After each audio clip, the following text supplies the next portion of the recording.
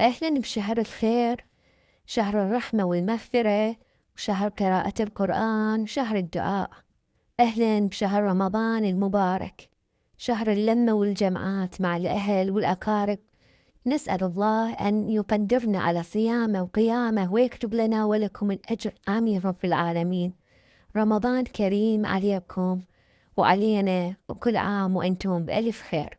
شلونكم متابعيني؟ شلون صحة؟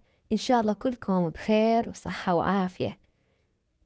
ببداية الفيديو حبيت هنا أنقل لكم هاي الأجواء الحلوة، أجواء الزيارة في كربلاء المقدسة. زرنا ودعينا لكم. هاي هنا الإمام الحسين، زيارة كانت كلش حلوة، أجواء إيمانية خالصة.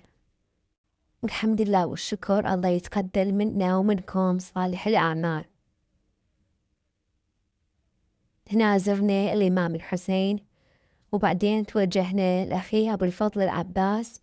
زرنا هناك وصلينا ودعينا لأمة محمد أجمعين، والحمد لله والشكر يا رب العالمين.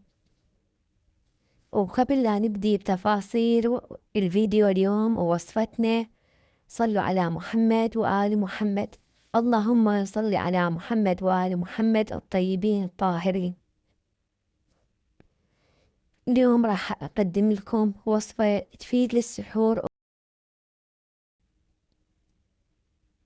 هاي هنا هذا المقطع أبو الفضل العباس، زيارة أبو الفضل العباس، وهنا زينة رمضان خليناها، والحمد لله والشكر. إن شاء الله رمضان خير وبركة على الجميع.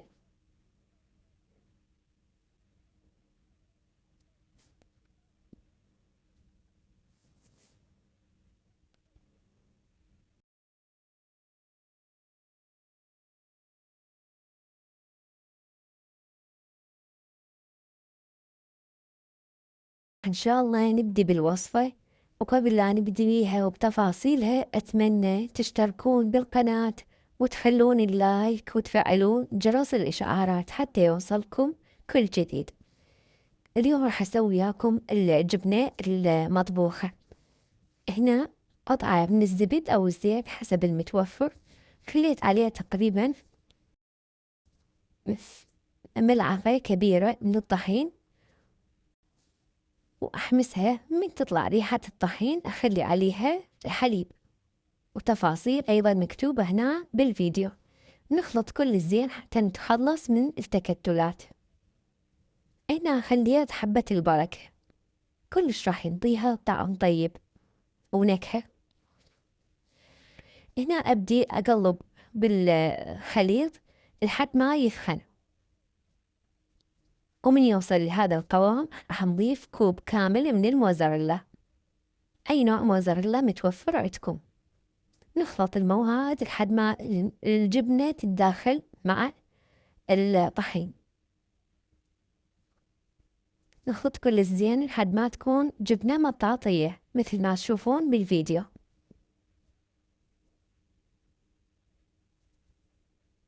أنصحكم تجربوها لأن النتيجة كلش مرضية وكلش طيبة.